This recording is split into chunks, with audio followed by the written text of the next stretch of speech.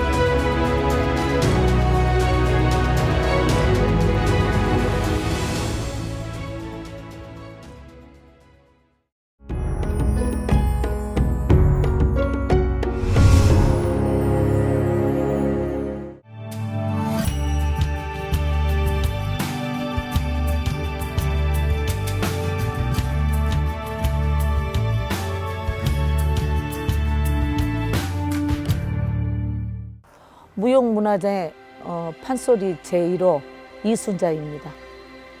신분이 다른 그 남녀 간의 우여곡절을 겪으면서 둘이 너무너무 좋아하는 그 사랑 이야기라고 봐야 돼요. 그 예술적 가치로 본다면 단순히 사랑이라고만 볼 수가 없고 여인의 절개, 남녀 간의 사랑 그런 거를 잘 표현한 작품이라고 봐야 되겠죠. 어려서부터 엄청 누가 가르쳐 준 것도 아니었는데 제 스스로가 그렇게 좋아했어요. 판소리를. 그래서 이제 초등학교 3학년 때부터 또 집에 와서 흉내도 냈었고 그런 정도로 굉장히 판소리, 창 그런 걸 좋아했었어요. 어려서부터. 어머니 졸라댔죠. 엄마한테 학교 다니면서. 어머니는 절대로 못하게 했어요. 처음엔. 이제 그때는 국악이 잘 안 알려졌고 또 이렇게 좋다라는 것을 못 느끼니까 그런데도 내가 워낙 좋아하니까 어려서부터 좋아하니까 난 죽어도 판소리를 하겠다고 선생님한테 한 3, 40분 공부하면은 뒤뜰로 돌아가서 한 몇 시간씩 연습을 하고 그랬어요. 그때는 녹음기가 없을 때니까. 그래서 다음 날까지 애호 갖고 가야 되니까 못 외우면 선생님한테 해초리 맞고 그때 당시에는 선생님한테 그렇게 해초리 맞아 가면서 공부를 할 때가 있었어요. 지금 같으면 득음을 올린다고 그러죠. 감히 득음이라서는 올릴 수 없지만 옛날 선생님들 같이 그렇게 할 수는 없지만 그래도 하루에 노력이라고 본다면은 아무리 못해도 2시간, 3시간 매일 그렇게 해서 이제 목이 엄청 세잖아요. 그러면 이제 말도 못할 정도로 목이 그렇게 세요. 자기의 피나는 노력 그거 아니고는 절대 할 수가 없어요. 판소리란 제 인생이라고 보여져. 정말 어렸을 때부터 아주 판소리를 못하면 죽을 것 같고 나는 죽어도 나는 이걸 해야 된다. 그리고 옛날 이제 선생님들 이렇게 이제 명절 때 보면은 텔레비에 많이 나오시잖아요. 그런 거 보면은 집에 가만히 못 있는 거예요. 빨리 가서 배우고 싶고 빨리 선생님들하고 이렇게 접하고 싶고 그러는데 그걸 막 안 됐을 경우 처음에는 이제 부모님들이 못하게 했으니까 안 될 그럴 경우에 울기도 많이 울었고 근데 지금까지도 판소리 공부 이렇게 제가 했던 거 부모님 원망을 안 하기 때문에 그렇게 후회해 본 적이 없어. 나는 정말 잘했다. 내가 가고 싶은 길을 가고 있다라고 그렇게 생각을 해요.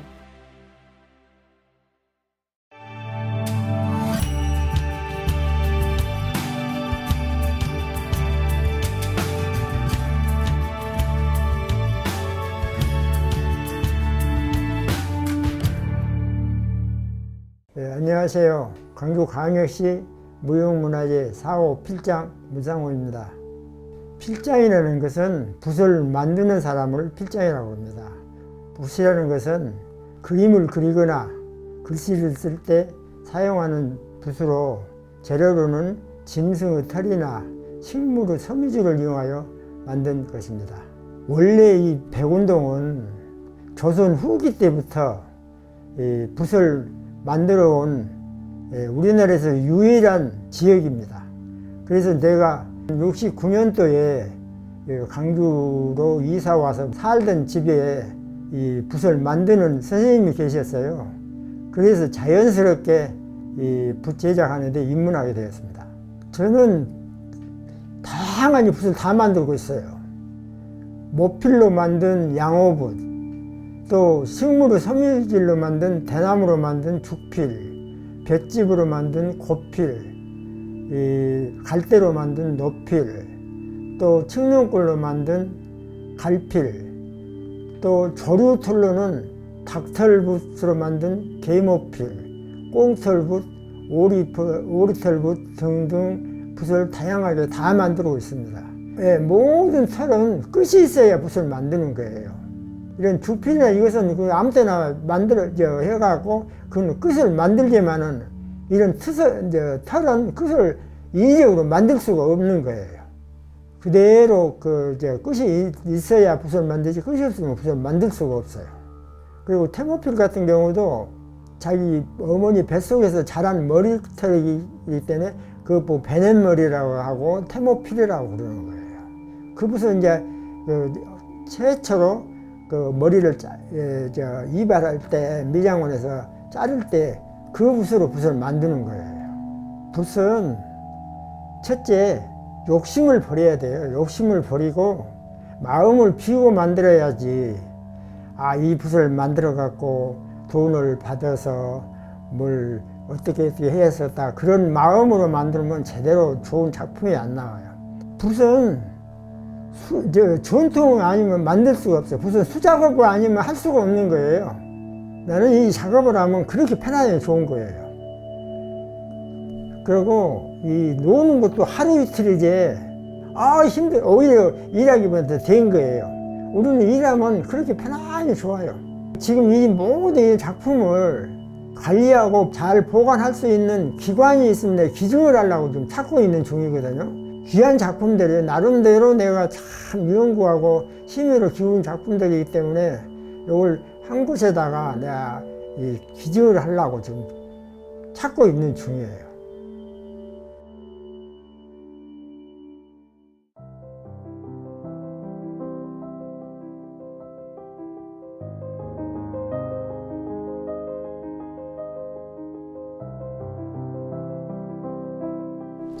안녕하세요.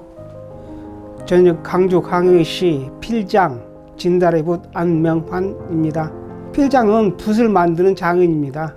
아버님이 하시니까, 이 작업을 하시니까 옆에서 보다 보니까 자연적으로 손을 대잖아요. 손을 대서 이제 만지작만지작 하니까 어느 정도 그게 스틱이 되더라고. 터득이 돼. 그래서 전문적으로 들어간 것이 한 20살 때 아버님 때를 위해서 이제 살살 만져보고 하려고 마음먹었죠. 안시에 이제 대부께서 퇴직하시고 지인교 필방으로 했어요. 필방 간판 이름은 상호를. 그럼 나도 뭐 하나 상호 하나 갖고 있어야 되겠다. 그래서 저희가 지인교를 교자를 다리로 진다리로 한글로 해서 진다리 붓 이렇게 뜻글을 냈어요. 첫째, 털을 잘 골라 선별을 잘해야 돼요. 12월에서 1월 사이에 갑자기 2달 만에 해야 돼. 왜냐면 날씨가 너무 더워지니까 동물들도 추우면 털이 긴데 이제 더우니까 안 길어. 그래서 그걸 그게 가지고 선별할 때에 수컷만 왜 좋냐면 털이 남 것보다 날카매. 그 발이 좋아. 첫째 발이 좋고. 그래서 수컷만 골라서 만들고, 또 두 번째는 기름. 털 기름을 개를 몇째 채가지고 쌀개를 채갖고 잡으면은 진짜 좋아요. 근데 그 아니한 생각으로 조금만 치고 잡은다 그러면 그거는 실패. 난 여기 털 기름기 안 빠지면은 먹을 묻혀 쓰면은 버거거니 먹이 안 묻혀. 이 붓이래 이렇게 쓰시는 분들이 이렇게 나올 거예요. 그 다음에 모양 빼기. 모양을 빼는데 다 빼는데 한 가지 하나가 좀 서운해. 그럼 이거 관계가 끝지. 천만의 말씀이에요. 그건 써보면서 보면 되게 많아. 써보면 그가 죽어 있어. 그러면 그가 힘이 없다든가 갈라지다가. 그러니까 꼭 다시 재벌을 해서 터라도 만들어야 되고. 그 다음에 물끝을 잡아야 돼요. 근데 서 많이 뽑으면 첨해져 버리고 이제 날카롭고. 그 다음에 안 빼면은 끝이 둔하고. 끝이 방어하다 보면 글씨가 안 나오잖아요. 그러니까 작당한 사람, 나만의 노하우 있잖아요. 다 전반에서 만들어서 빼면 좋을 거예요. 진짜 내 목적은 다 이렇다 생각하지. 좋지. 왜냐면 누가 나를 이렇게 문화재 돼지 보고 이렇게 붓을 탁 쓰면은 역시 진달의 붓이다. 이게 할 때는 진짜 역시 내가 이 길을 잘 걸었구나. 난 다시 또 한번 붓 만들어. 다시 내가 또 다시 해도 이 길을 가고 싶어.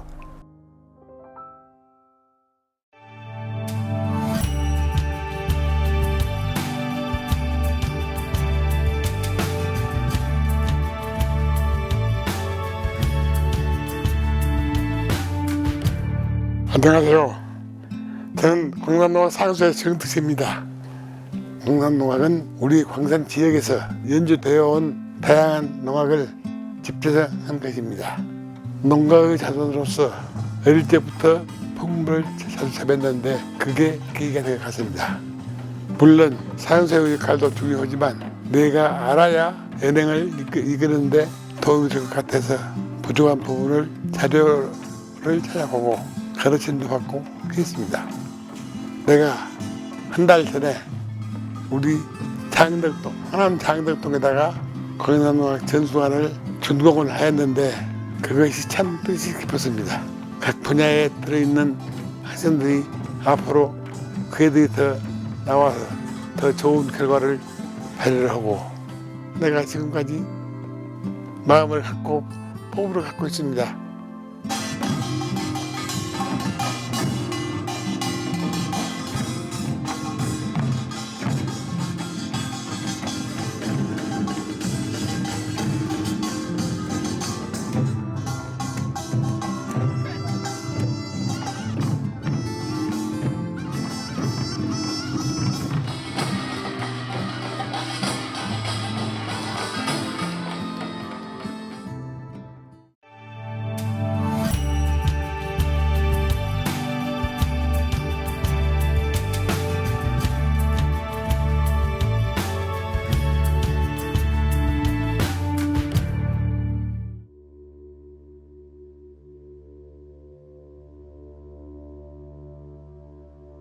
시작할 때, 내 13살 먹어서 시작했어요. 반대가요.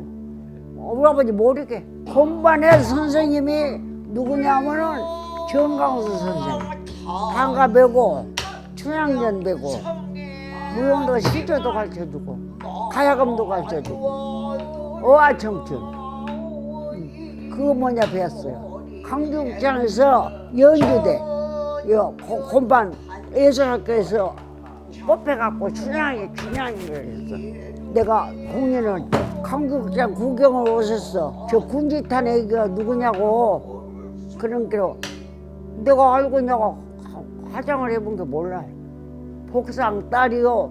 왜 우리 딸이 왜 저렇게 그냥하고 아 이거 뽑혀갖고 했어요. 그 건반에서 뭔 건반이요? 뭐 모르는 게. 아 그런 학교가 있어요. 그런 학교로 가서 예 내부 드십시오 복장. 팔자대로 살라고 내부 드시오. 그렇게 가장하셨어.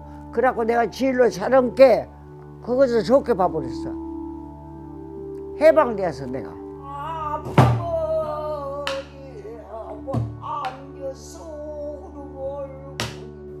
3년 14살에 3년 만에 17에 나왔지. 그래갖고 임방원 씨 단체 극단 그거를 따라갔어요. 그갖고는 한영받고 다녔어요. 그거 이제 가서 적백가도 배고 춘향년도 배고 저 흥번년도 배고 다 뺐어요. 이제 저 완창을 해서 시시간 국장에서 그러고 완창을 해갖고 대인시장에서 거시기를 학원을 했어요. 그래갖고 학원을 해갖고 이제 거기서 또 이제 댕겼죠. 활동을 했죠. 그래갖고 조건드라게다 나와갖고 활동을 해갖고 이러고 92살까지 살아갖고 있죠.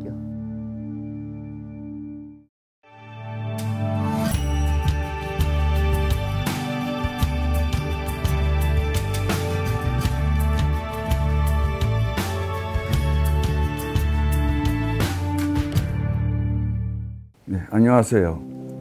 저는 판소리곡법 하는 감남정입니다. 판소리에는 고수가 없으면 판소리를 할 수가 없고 또 고수도 판소리가 없으면 할 수가 없어요. 그래서 판소리곡법이라 합니다. 예, 내가 1931년 해남 대흥사 바로 산 밑에 농촌 마을에서 태어났는데 어렸을 때부터 국악을 좋아했어요. 다른 집은 없는 그 축음기, 옛날에 유성기라고 한 거, 그런 거를 가지고 있었어요. 옛날, 내가 지금 90세니까 벌써 일제시대죠? 명창들의 그 노래를 많이 들었어요. 그 축음기로 해서.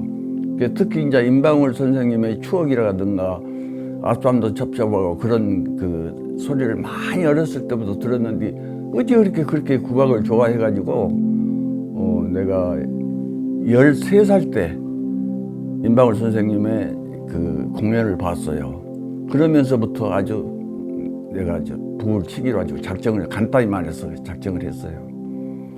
처음에는 판소리를 하려고 했는데 어머니께서 절대 반대를 했어요. 그때만 하더라도 그 무당집 아들들이나 그런 거 하지 우리 같은 사람들이 해서는 안 된다 그래서 못하게 해서 처음에는 소리를 하려고 했는데 그래서 이제 나중에 두 번째 초파일날 경사에 와서 소리할 때 그 북 치는 사람을 보고 거기에 매료돼갖고 내가 그럼 북이라도 칠란다고 그래서 허가를 얻어가지고 내가 13살 때부터 북을 치기 시작했어요.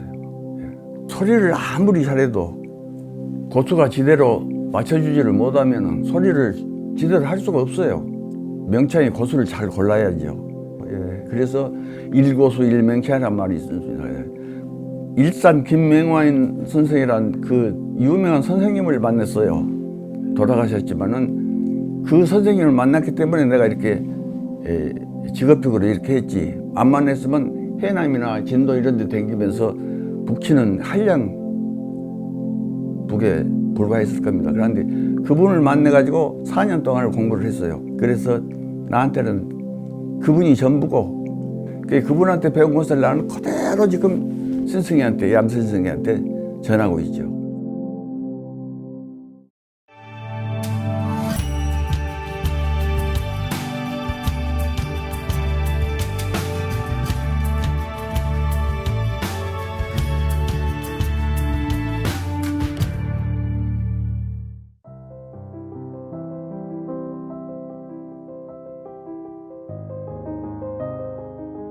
저는 우리 음악이 좋아서 짧은 세월이지만 50년 동안 이 일을 해오고 악기를 만들고 음악을 하는 사람입니다. 지금 사용 않는 이런 적이라도 그걸 보호하면서 후세에 이렇게 전해주는 그런 의무를 가진 사람을 악기장이라고 합니다. 악기 부분에서 미션 스쿨에서 브라스 밴드를 했고 또 서양 악기를 했고 서양 음악을 들으면서도 눈물을 흘릴 정도 감동하고 그렇게 되었었는데 그 가야금 소리를 듣고 우리 악기에 이렇게 매료돼서 한스러운 이런 적이 있을 때 우리 악기 소리를 듣고 여기서 내 한을 달래고 음악을 해왔죠. 사람은 누구나 다 어려운 시련이 있고 어려운 고난의 그런 과정이 있지만 그때 지금 생각하면은 그때 내가 그렇게 한스럽지 않았으면 우리 음악을 했을까. 바이브레이션, 이 노연 때문에, 이 한스러운 노연 때문에 우리 음악을 한 거지. 우리 은사님이 내가 아무리 좋은 악기를 만들어 갖고 가서 이렇게 앞에다 놔도 한번 딱 타보고 말씀 한마디 않고 쫙 밀어놓고 얘기를 안 해버려. 근데 나중에 이제 최고의 악기를 갖다 적였을 때 그렇게 좋아라고 하고 그렇게 했다도 그러고. 명인이라는 것은 내가 명인이 되는 게 아니라 남들이 이 악기를 보고 악기를 연주했을 때 감탄적인 아주 감동스러운 그런 악기를 만들어야 명인이 되는 거지. 나도 여러 가지로 지금도 부족하지만 감히 누가 나한테 문화재라고 얘기하면 죄송스럽고 그 아주 책임감을 더 느끼고 이렇게 일을 해. 그 악기를 가지고 연주하는 사람이 좋다는 이런 그 감정을 가질 것이다 하는 내 그 기쁨 속에서 일을 하지. 이 악기를 만들어서 이 악기에서는 무슨 소리가 나는가, 이 기대 속에 잠을 자면서도 그 생각만 하고 잡니다. 이 악기를 정성을 들여서 만들었을 때 내가 원하는 그 소리가 났을 때의 즐거움이라는 것은 빌딩을 줘도 그 비교가 안 돼. 그때 그 생각을 한 것이 그렇게 깎았기 때문에 이 소리가 나는구나. 이랬을 때 내 스스로에 감사하고 이런 음악이었기 때문에 나는 그걸 지켜나가. 또 우리 후의 아들들한테도 명백히 그걸 지켜나가게끔 이렇게 저기를 하지. 지금도 안 놓고 죽을 때까지 이렇게 이어줘야 된다는 이런 생각은, 즐거움은 그 좋은 소리가 이 소리 하나 때문에 하나 때문에 일을 합니다.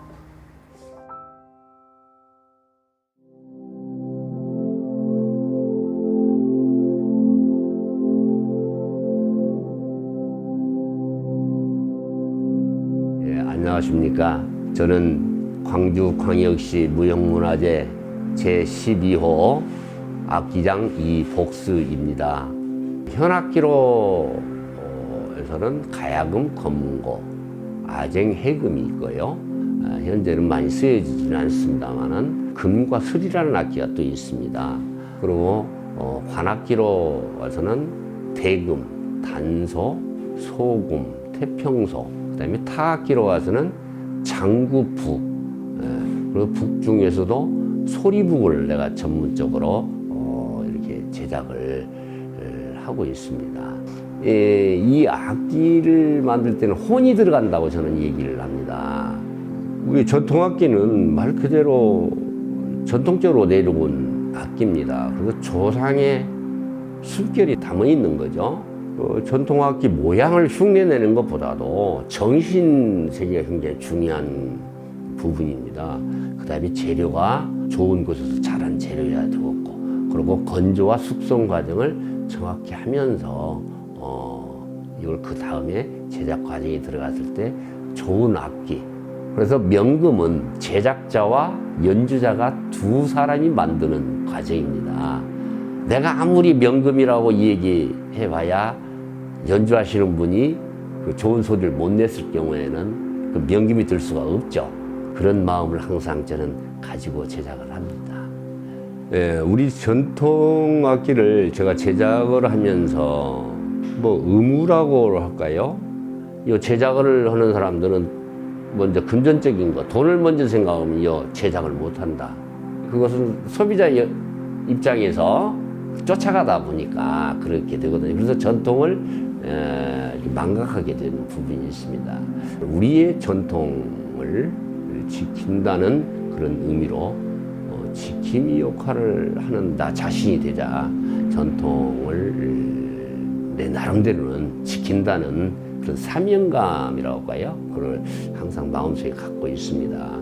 우리 문화 정책을 좀 잘 성의있게 잘 세워가지고 우리의 전통이 사라지지 않는 이런 마음을 갖기 위해서 저 자신부터 지킴이 역할을 하고, 우리의 전통은 참 어떻게 보면 세계적인 것이다. 이것을 우리 스스로 자긍심도 갖는 부분이 된다고 저는 봅니다. 그래서 지킴이 역할을 앞으로 충실히 하자. 이렇게 저는 생각하고 있습니다.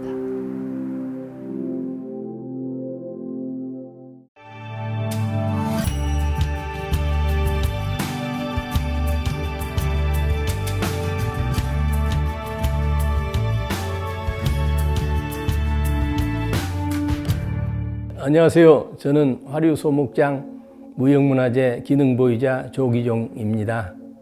소목장은 대목장과 대칭되는 말로서 건물 안에 아주 아름다운 목공예품을 만드는 장인을 소목장이라고 합니다. 그리고 저는 화류소목을 잘 다뤘으니까 그 민속학자들이 아호를 붙여주듯이 조기종이는 화류소목장이다 이렇게 부르는 것이 자연스럽게 이름이 되어버렸습니다. 이게 화류나물은 우리가 이제 이해하기 쉽게 쇠는 강하지만은 용접이라는 걸로 접합이 되고 돌은 접합이 안 됩니다. 화류는 그 까다로움을 두 가지를 다 포함하고 있어요. 용접도 안 되지 접합도 잘 안 돼요. 그래서 반드시 짜맞춤으로 해야 기물이 완성됩니다. 아, 그러죠. 첫눈에 다 알 수 있어요. 나무를 오래 사용하면은 이 나무가 어떤 나무다, 이 나무가 판재만 봐도 이 나무가 어느 정도 수령을 갖고 있다, 이런 것은 감으로, 직감으로 다 알아낼 수가 있어요. 거의 들어맞아요. 나무는 인체하고 거의 흡사해요. 따뜻함이 있어요.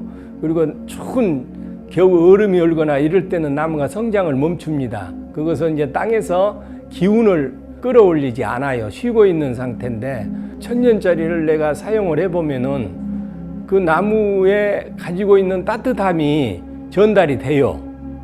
그걸 느껴요. 일하는 사람은 알아요. 화류나무는 천년된 넓은 판재를 이렇게 대패로 아주 곱게 깎아만 놔도 그 자체가 작품이에요. 아주 아름답습니다. 색상도 자연색 그대로 사용하고 있고 또 문양이 목리라고 합니다. 목리도 정말 아름답습니다. 아주 그 인간이 어떤 작가도 화가도 그려낼 수 없는 그런 아름다움이 있어요. 그 자체가 아름다움인데 그 아름다움을 이어가게 하려면 아까 얘기했던 대로 짜맞춤으로 해야 되고 또 그 형체가 잘 나와야 돼요. 어려움이야 작가가 살아가는데 어려움은 그것을 겪지 못하면 작가는 성공할 수 없다고 나는 생각을 해요. 제가 67년을 살아오면서 어려움이 왜 없겠어요? 굉장히 어려움이 많았어요. 그러나 그것을 하늘이 큰 일을 시킬 때는 아마 그 기운을 준 것 같아요. 제 아무리 어려움이 있어도 그걸 헤쳐나오게끔 지혜가 열립디다. 화류소목의 인생을 거는 것은 화류가 조기종이고 조기종이가 만들어 놓은 화류는 1000년, 2000년 반드시 간다. 그 긍지는 제가 지킬 수 있다.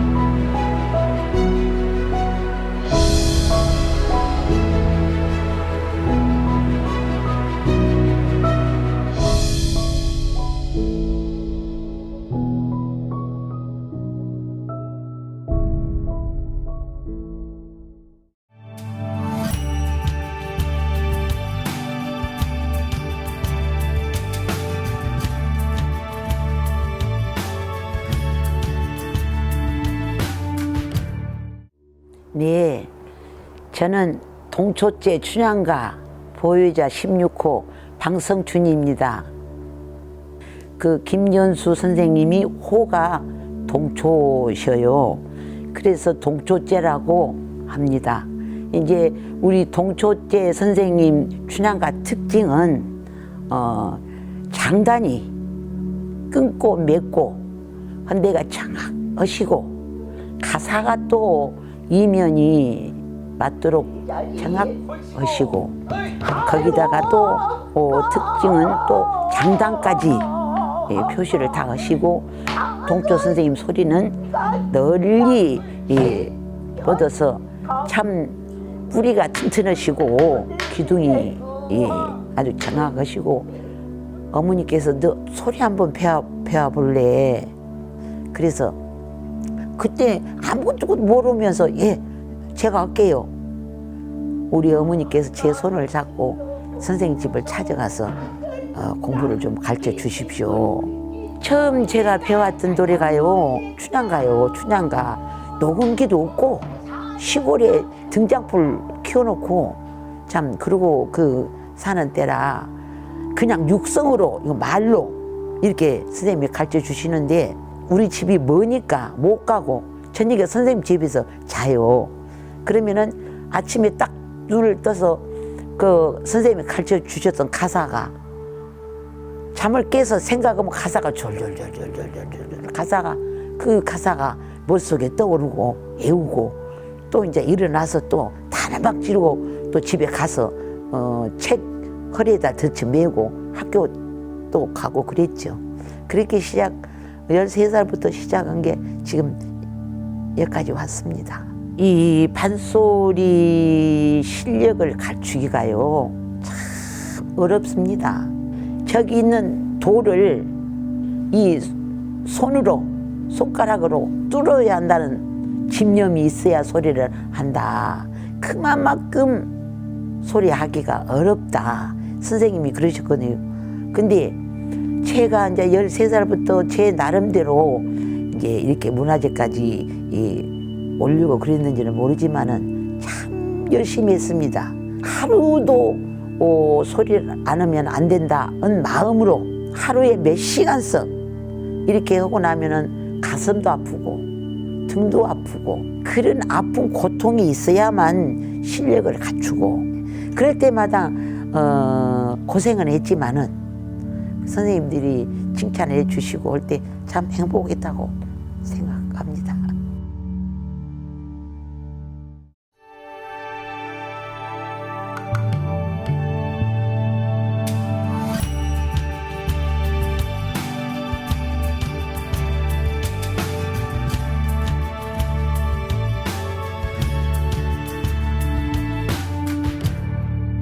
저는 남도 의뢰 음식장 제17호 최영자입니다.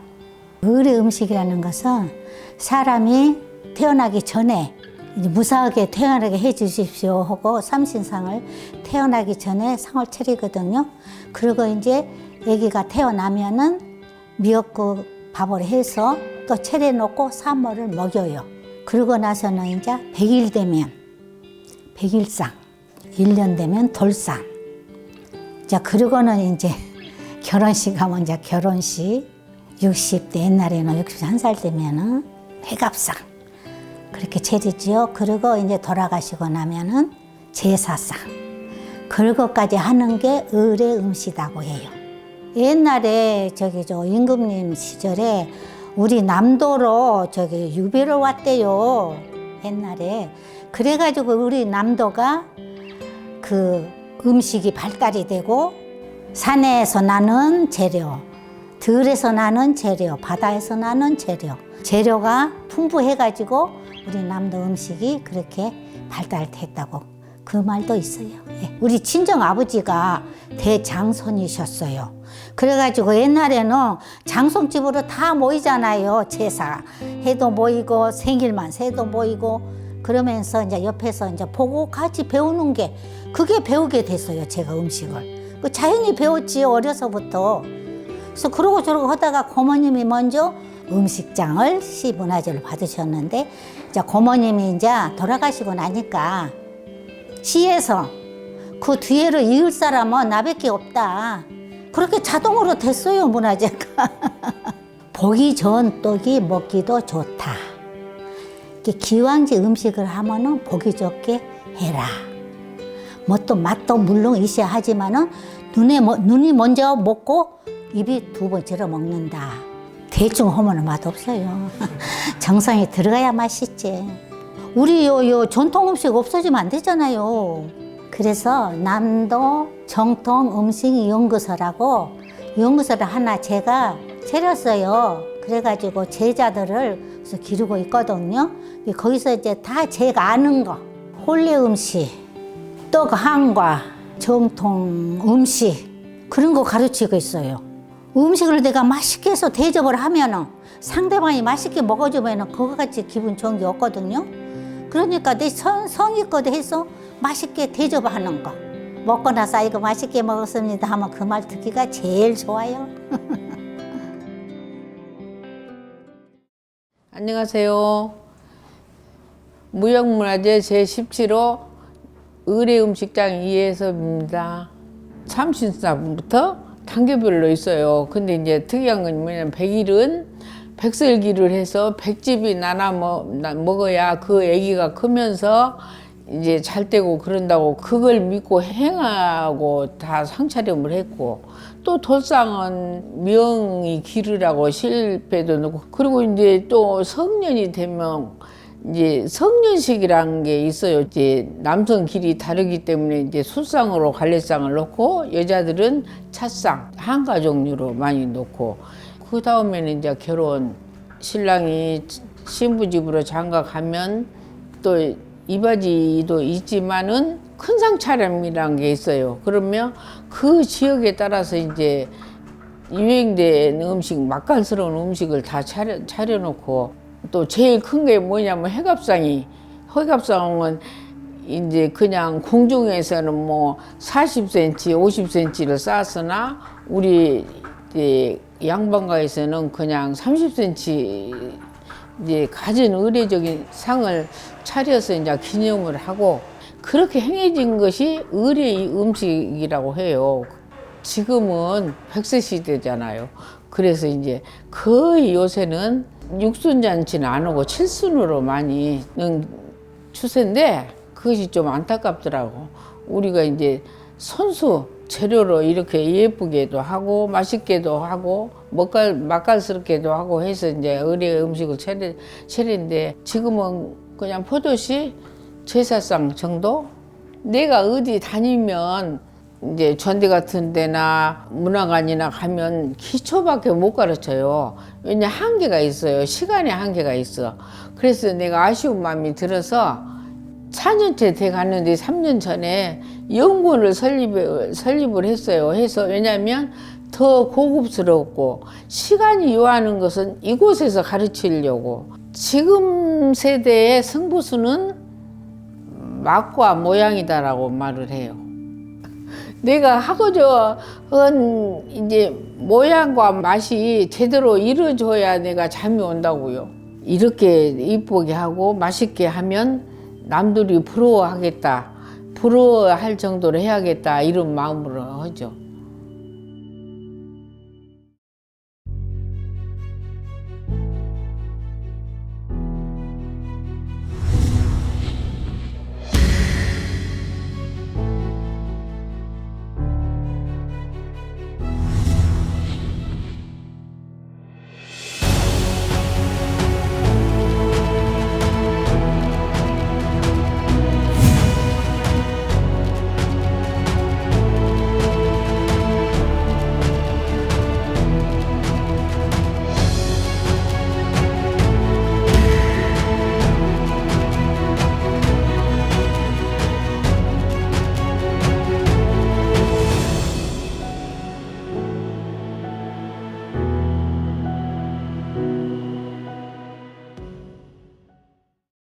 우리가 사람이 태어나고 또 살면서 이제 생을 다하는 그날까지 행해지는 이제 의식이에요. 통가의례라고 하고 거기서 올려진 음식을 통가의례 음식 해서 이제 저희들은 통가의례 음식장으로 지정되었습니다. 전국에서 남도 음식이라면 으뜸으로 치고 있잖아요. 이제 그 배경은 지정 이치가 주변에 뭐 담양이나 장성이나 한평, 무안 쭉 해서 이제 논밭이 굉장히 좋아서 이제 음식으로 쓰여질 있는 식재료가 너무 좋고 또 주변에 어떤가요? 바다가 가까워요. 이런데 바다에서도 또 해산물이 풍부하게 나오고 있어서 사실은 음식하기에 최고의 이치.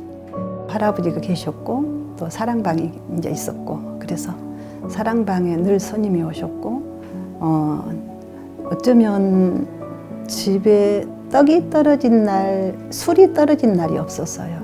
제사상 진설이라든가 차례라든가 이런 것들은 그냥 생활이었어요. 그랬는데 결혼을 해서 아이도 놓고 그러다 보니까 남편한테 기왕이면 저 당신 밥을 하더라도 면허증 일시 밥을 해주겠다 하고 이제 아이 조금 키워놓고 이제 나온 것이 이렇게 줄곧 음식 세계를 이제 오게 됐죠. 특히 이렇게 의례 음식 쪽은 굉장히 어려서부터 해와는 음식이죠. 이렇게 전공이 될지는 몰랐지만 늘 어려서부터 음식 세계에 빠져 생활을 해왔어요. 네. 지금은 음식을 가르치는 기관이 많은데 예전에는 그렇게 많지가 않았어요. 강주도. 그래서 이제 서울로 다니기 시작을 했는데 새벽에 나갔다가 어느 날은 달을 보고 내려오면서 새로운 것이 이제 배워지면 가슴이 꽉 차가지고 오고 또 항상 저는 그래요. 배우면 누군가에 또 전달이 돼야 된다라고 생각을 해요.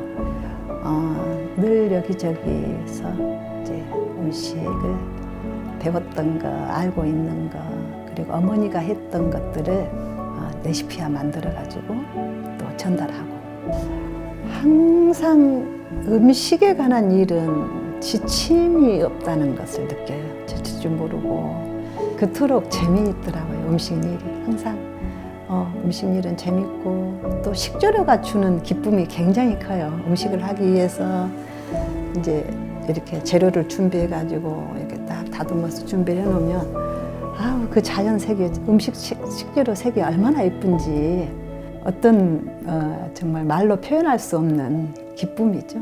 늘 즐겁고 음식과 함께 한다는 것은 항상 마음이 풍요고.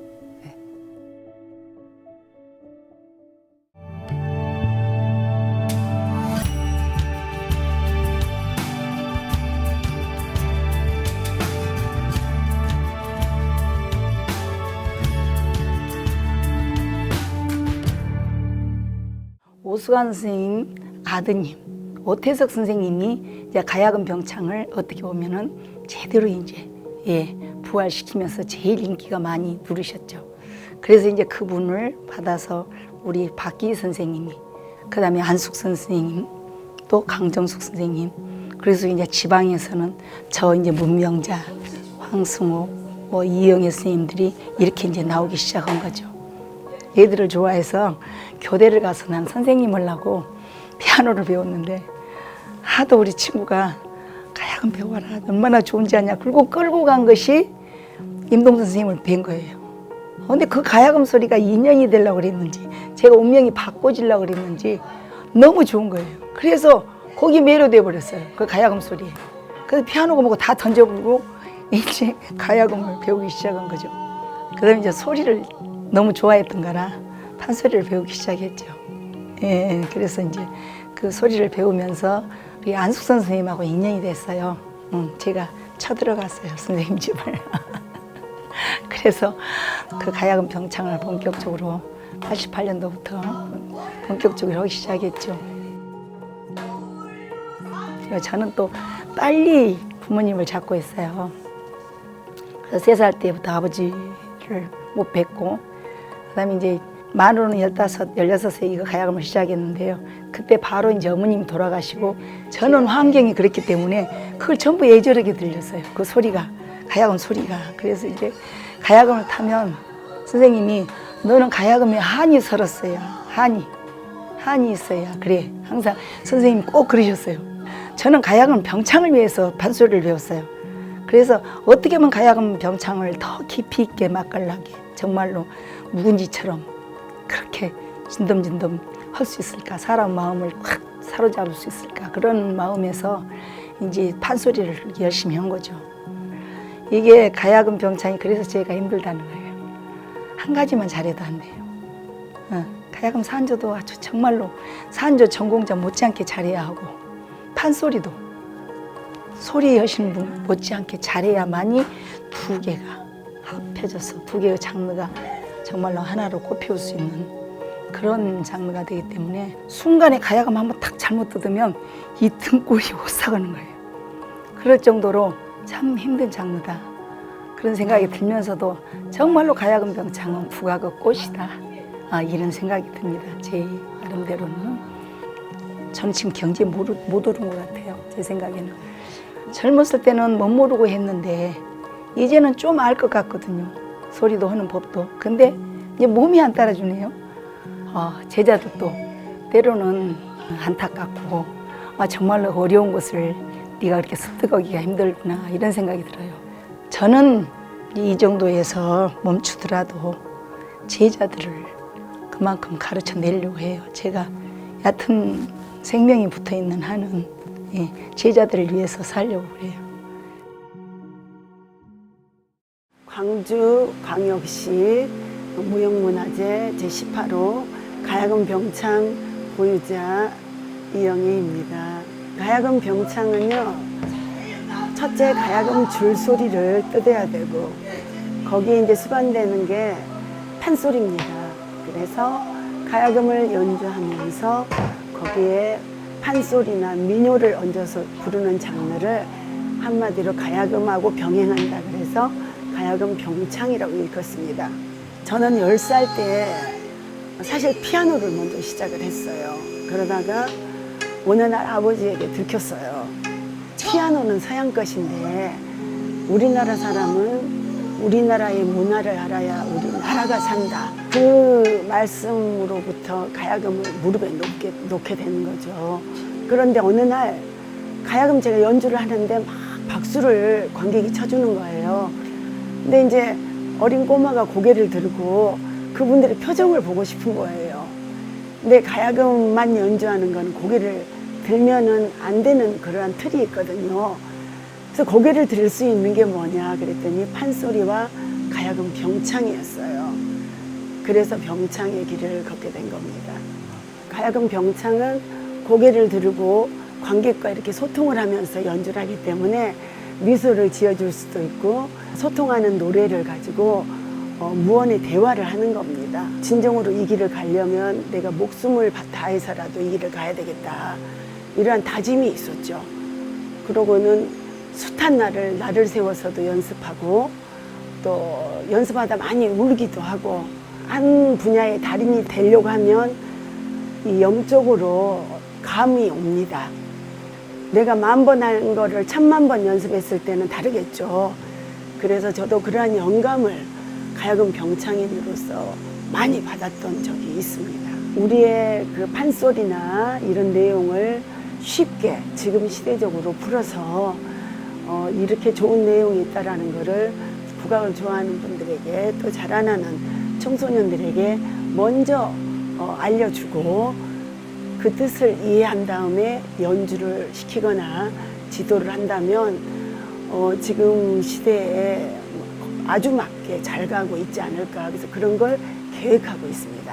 아무리 이제 인공지능화가 된다 하더라도 우리 전통은 은계가 오은계이기 때문에 그야말로 기계화해서는 할 수 없는 무엇인가가 있잖아요. 문명이 발달하고 또 이러한 세상이 올수록 우리의 전통은 살아남고 영원히 커나갈 것이라고 다짐합니다.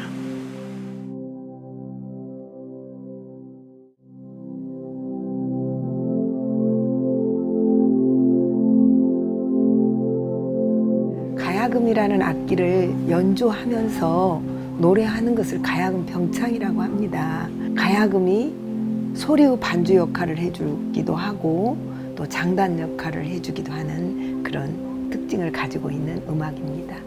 판소리를 할 때 우리가 북을 둥둥둥 두리둥둥둥둥 이러잖아요. 근데 가야금으로 할 때는 가야금 반주로 그 북 소리를 다 만들어서 낼 수 있어요. 그런 화사함이 있고 흥부가 중에 제비노전기 같은 경우는 제비가 날아오는 모습을 소리로 할 때는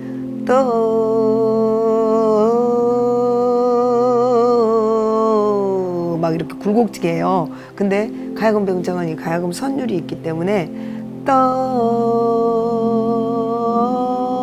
이렇게 끝나요. 전깃불도 들어오지 않는 그런 시절이었어요. 그 완도에서 태어나서 그 시절에는 가설극장이라는 게 있었거든요. 막 스피커에다 대놓고 막 오늘 저녁에 농계 영화를 한다 보러 와라 막 그래요. 그 농계란 주인공이 외장을 유혹할 때 가야금이라는 하얀 한복을 입고 비녀를 꽂고 가야금이라는 악기를 연주하면서 유혹을 하는데 그 외장이 빵 넘어가거든요. 그 높은 낭떠러지에서 떨어져서 죽어요. 그 모습을 보면서 너무 감동적이어서 난 저 악기를 꼭 배워야 돼. 내가 저거 해야 돼 하면서 이제 가슴에다 품고 있을 때 가야금 교습소라고 있는 거예요.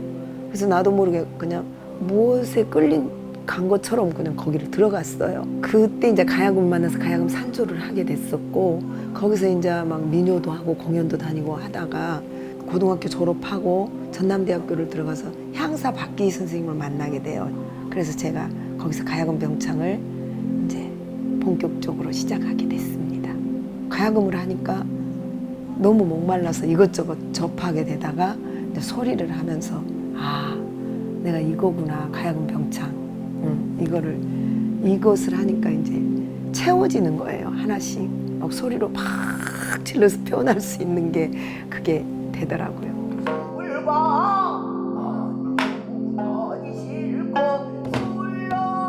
어떤 무엇이 돼야 되겠다는 그 꿈을 갖고 하는 게 아니고 그 사람 정말 열심히 살아. 그 사람 열심히 했어. 이 소리를 듣고 싶었거든요. 그거를 듣기 위해서 열심히 했더니 문화재가 됐고 박사가 됐고 교수가 되고 이렇게 다 하나씩 이루어지더라고요.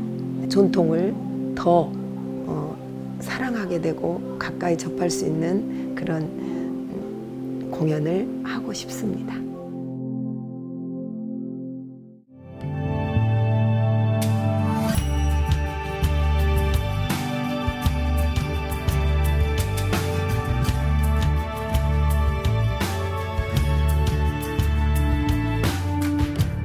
광주광역시 무형문화재 19호 대목장 박영권입니다. 대목장은 큰 나무로 집을 짓는 장인쟁이다 그런 뜻입니다. 과학자가 되는 게 꿈이었었는데 이제 집안 형편상 집이 가난해서 상급학교 진학할 수 없는 상황이었는데 외삼촌께서 이제 목수 한번 배워보면 어떻겠느냐. 가구도 짤 수 있고 농도 만들 수 있고 집도 지을 수 있는 목수를 한번 해봐라. 외삼촌 친구가 목수하신 분이 있는데 가서 한번 집 짓는 걸 배워봐라 해서 시작하게 된 게 이제 말하자면 계기가 된 거죠.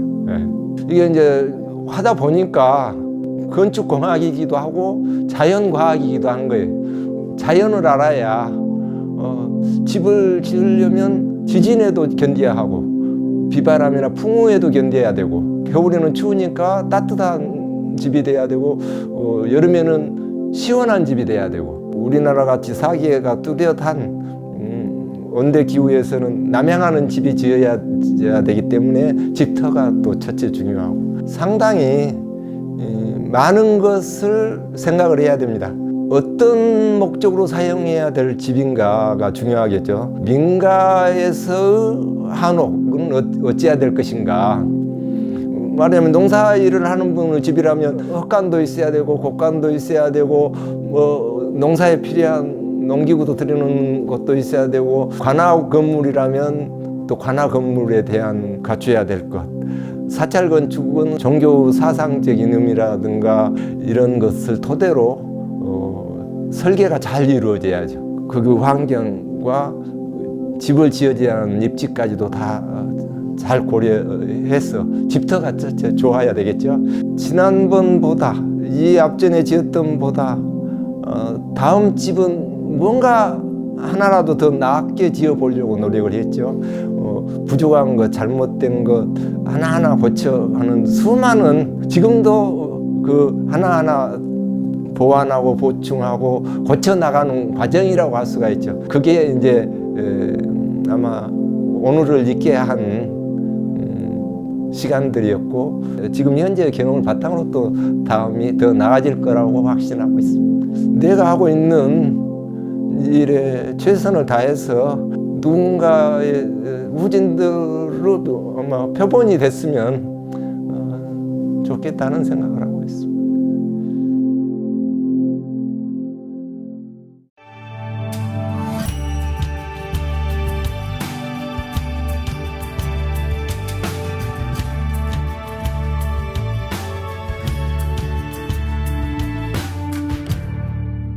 낮은 7기에 종사하고 있는 김기범입니다. 낮에는 우리 그 바다에 있는 전복껍질, 소라껍질, 소라라떼를 쓰는 낮은이고 7기는 이제 나무가 기질이 짜갖고 그래갖고 같이 합쳐갖고 만드는 것이 낮은 7기. 낮에만 배우고 7은 못 배우면은 나무 손을 빌리게 돼요. 그럼 자기가 생각했던 작품이 나오질 않아요. 자기가 다 할 줄 알아야 그 작품이 훌륭한 작품인데 이제 7이나 낮에나 나무 손을 빌려갖고 그 하는 것은 그 제대로 나오질 않아요. 우리 낮은 실기가요. 그 일본 용어예요. 우리 한국에서 지금 하고 있는 낮은 실기가 제일 내가 싫어하는 게 그 용어예요. 그 일본 용어에서 우리가 만들어갖고 그냥 지어버려요. 이건 반죽이다. 이 밀가루 반죽 같이 이렇게 만드니까 이거는 반죽으로 말하고 뭐 성을 느끼고 낚아듣기고 와서 뭐 이런 거 절대 쓰지 말라고 내가 하죠. 이 낮은 철기 가구가 없어서 못 팔아먹었어요. 그냥 성할 때. 자, 장사들 잘했죠, 그때. 그래도 나는 절대 거기 눈을 안 떴어요. 그저 작품. 그래갖고 뭐, 대한민국에서 무슨 공모전이라는 데는 내가 안 가본 데가 없어요. 다 갔어요. 아, 이건 분명히 작품으로 성화시키도 괜찮다는 것을 내가 느꼈죠. 지금은 많이 길러져 버렸어요. 난 지금 우리 강주에서 낮은 철기 공방에는 300개 이상이 됐어요. 300개. 지금 한 군데도 없어요. 나만 붙들고 앉았지. 학생들. 그 애들은 제대로만 배우면은 앞으로는 괜찮을 것도 같아요. 그러니까 여기 전통공예나 국가에서도 인정을 해주고 하니까 잘 만들어내고 머리만 쓰면 하는 사람들은 괜찮을 것이다. 나는 그렇게 생각하고.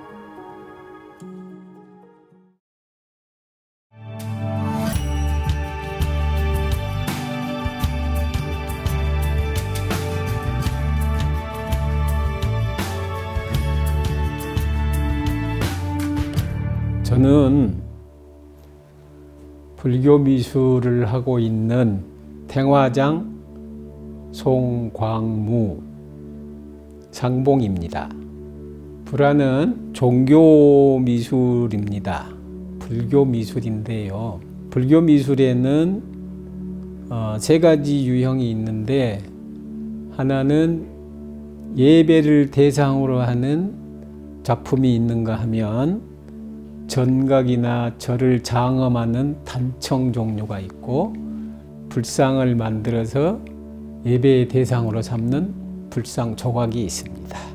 저희 아버님이 스님이셨고, 또 이 불화를 하시는 분이셨기 때문에 어렸을 때부터 자연스럽게 그게 몸에 이렇게 익숙해져서 지금까지도 계속 그 불화 작업을 하게 됐습니다.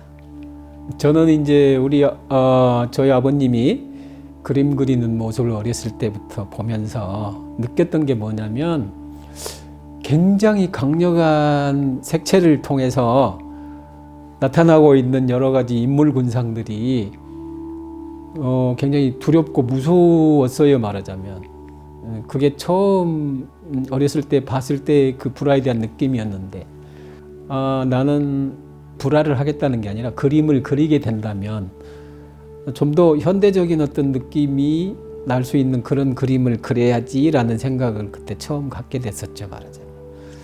근데 이제 지금 와서 이렇게 그리다 보니까 그게 종교 미술이었기 때문에 그렇게 될 수밖에 없었고, 또 고유의 틀이 있기 때문에 일반 미술처럼 되는 게 아니라는 걸 이제 잘 알게 됐죠. 이제 그 제 마음 속에 있는 어떤 그 느낌들을 표현하는 데 있어서 그 틀 안에서, 그 범주 안에서 모든 것들을 담아내려고 노력을 많이 했죠. 내가 어떤 생각을 갖느냐에 따라서 그 모습이 그대로 그 내 생각이 부처님 얼굴에 투영이 되고 반영이 되기 때문에 탈속한 어떤 분위기를 만들기 위해서는 그 수행이라는 게 참 필요하구나 라는 것들을 많이 느끼게 됐습니다. 끊임없이 계속 또 다음 작품에는 같은 내용이라도 또 좀 더 그 범주 안에서 새롭게 또 다른 것들을 첨가하고, 또 색깔도 이렇게 또 좀 더 다양하게 또 바꿔보고, 그러면서 끊임없이 계속 매 작품 하는 순간순간마다 그렇게 새롭게 거듭나려고 노력을 하죠. 그것이 제가 추구하는 작품에 대한 자세인 것 같아요.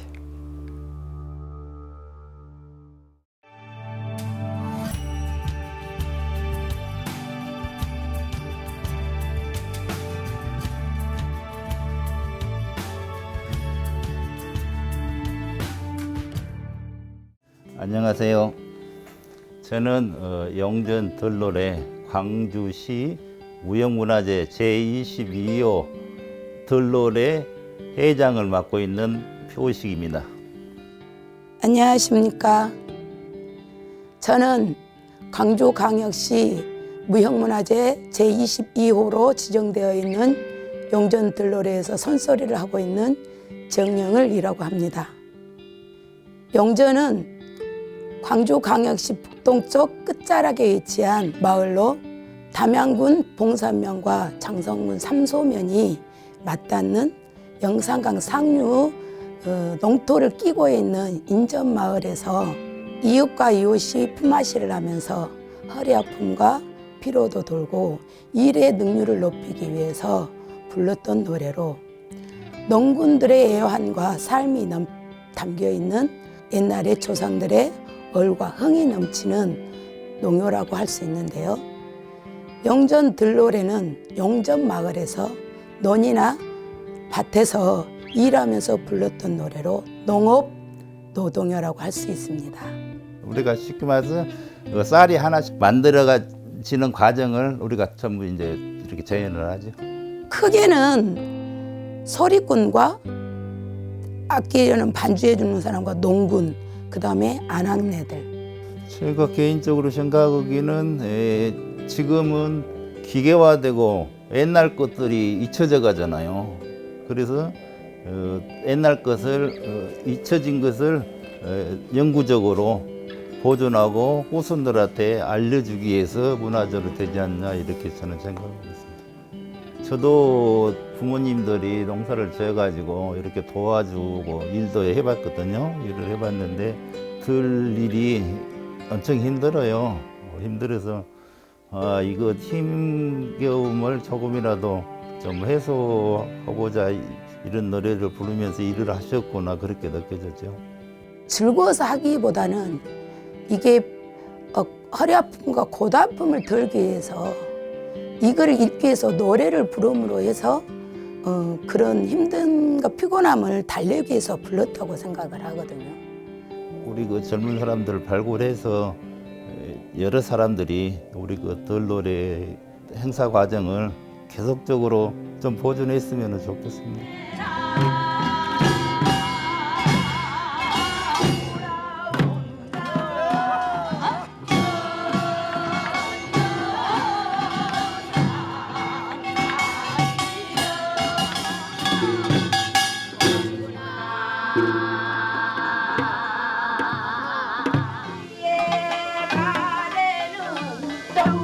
이쪽으로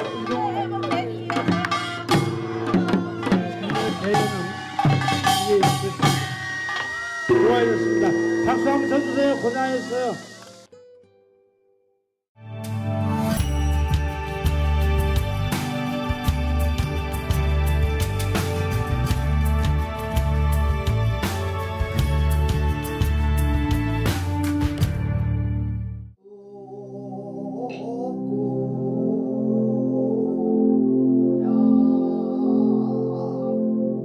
역사적으로 보면 부처님 당시 생전에 계실 때 당시 때부터 이어온 역사를 가지고 있기 때문에 불교 역사와 함께 한다면 2700여 년이 넘은 이러한 그 역사가 깊은 의식입니다. 본편은 부처님 당시에 부처님이 성불 하셔가지고 축하하는 의미로 여러 그 신들이 내려오셔가지고 재연을 했어요. 발화춤 추고 소리에 맞춰서. 범음이 곧 소리인데 소리가 근본입니다. 소리에 맞춰서 동작이 이루어집니다. 춤을 작법무라고 그래요. 작법무.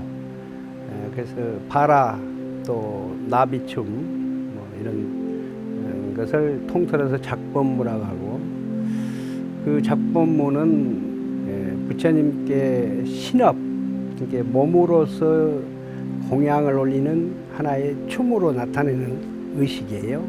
발화의 종류는 이제 천수 발화가 있고 사다란이라는 발화가 있고 그 다음에 민발화. 그 모든 것들은 팔부신장과 또 부처님께 올리는 발화를 들고 추는 춤인데, 부디 말하자면은 신심을 모든 그 대중분들의 신심을 고취시키고 나가서 마음의 안정을 되찾게 할 수 있는 춤이라고 할 수 있죠. 승유 배불 정책에 의해서 불교가 굉장히 탄압을 받으면서 힘든 역사가 있습니다. 마찬가지로 불교도 영산제도 그 당시 때는 아주 힘든 역사와 함께 어려움이 많이 있었습니다만 그것이 영산제를 근래에 와서 몇몇 스님들에 의해서 이것이 발치되고 역사를 다시 살려야 되겠다고 하는 그러한 생각으로 이념으로 지금까지 노력한 결과 그래도 광주시 문화재로 지정을 받았기 때문에 앞으로는 정말로 이것을 잘 가꾸어서 이어나가야 되라고 생각이 됩니다. 앞으로 더욱더 번창을 해가지고 가슴에 와닿는, 마음에 와닿는 문화재의 꽃인 영산제가 계속 꾸준히 전해졌으면 하는 바람입니다. 앞으로 우리 영산회가 더 발전되려면은 맥이 없어진 부분 그런 것들을 찾아서 복원하고 하기 위해서 노력을 하고 있는 중입니다. 영산회가 곧 내 분신이라고 할 수 있는 것이